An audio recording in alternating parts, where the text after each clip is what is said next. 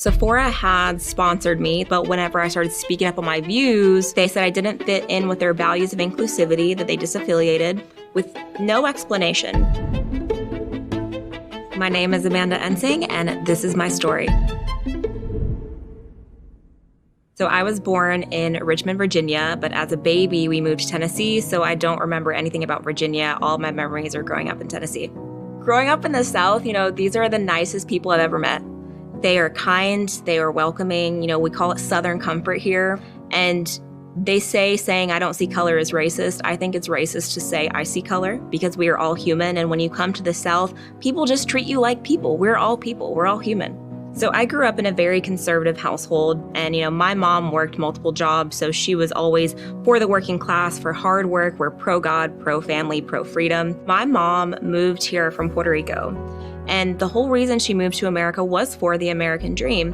So my mom coming here was a big deal, and coming to college and getting a degree and being able to send money back to her family and then get her family to come here. And it was a huge accomplishment. I've always been into makeup, but I wasn't allowed to wear makeup until I got a little bit older. But I remember once in a while, my mom would take me to salsa dancing, and she was like, you can wear makeup just tonight. So I would wing out my liner, put on a red lipstick, and we would just go salsa dancing. And it was just, that was one of my favorite memories with my mom, was doing stuff like that. Growing up in a small town, it was kind of like, do you want to be a doctor or a lawyer? You want to have a good job. Before I stumbled across the whole YouTube platform, I was getting ready for law school. And the things that we were learning in these college classes, was all very progressive and very liberal.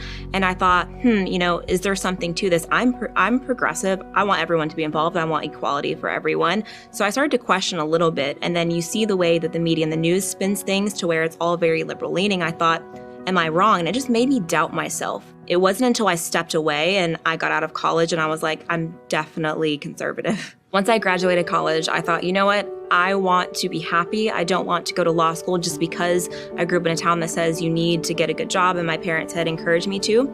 So I decided I'm going to give myself 1 year to make a job in beauty somehow, whether it's online or working for a company. So I started applying for cosmetic companies. No one got back to me. I just started creating content. And then I had one video that hit 1 million views and went viral. And my channel kind of took off from there. And I remember getting my first sponsorship.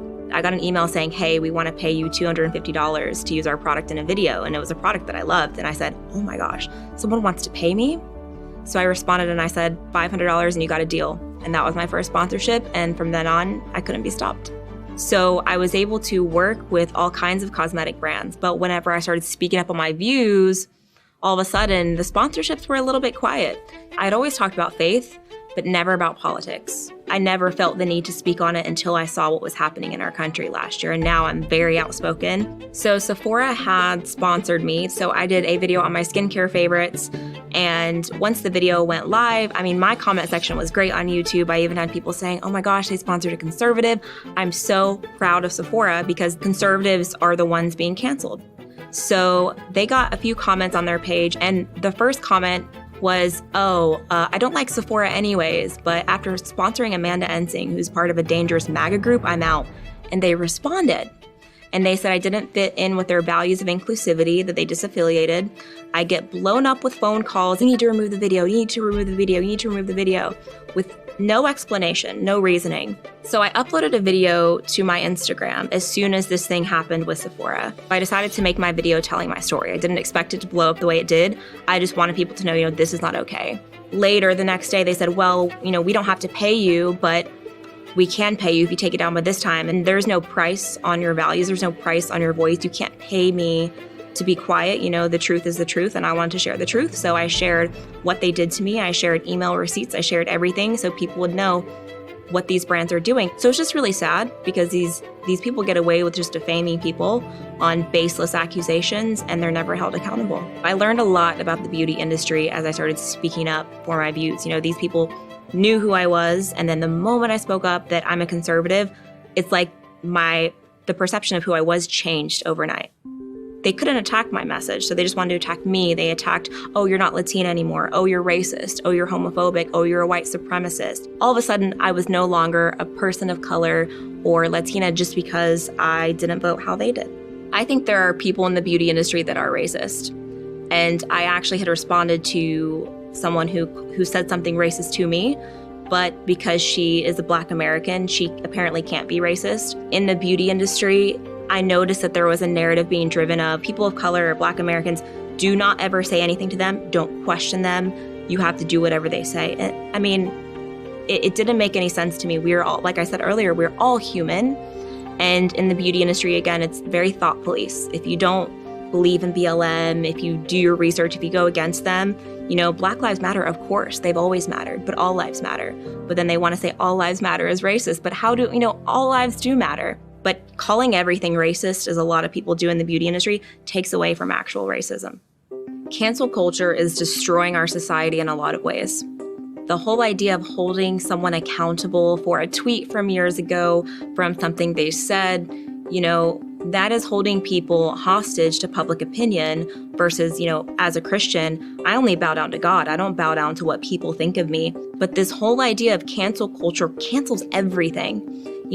No one can run away from cancel culture. And it's a very slippery slope. If you want to start canceling people, you try to cancel businesses, you try to cancel, sayings. Next thing you know, there's nothing left. And I think the whole idea of cancel culture is nothing more than a political smear campaign, but on the people.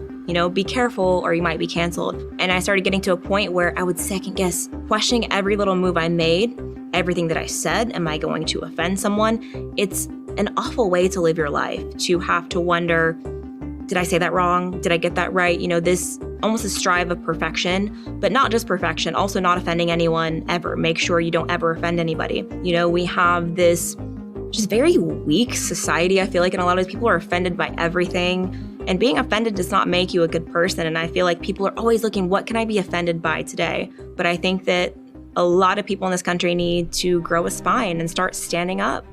Speaking out was the best decision I ever made. Me being able to be unapologetically myself and to stand firm, it was scary, but I don't regret it at all, because now when you come to my page, you know where I stand, you know who I am. You speaking up will be the most liberating thing you will ever do. And bravery is something that, we are seeing a deficit in this country. I think we all have to do our part, and we all have to be brave, take everything we have, because if we want to keep America, now is the time to stand up for our values and for what we believe in.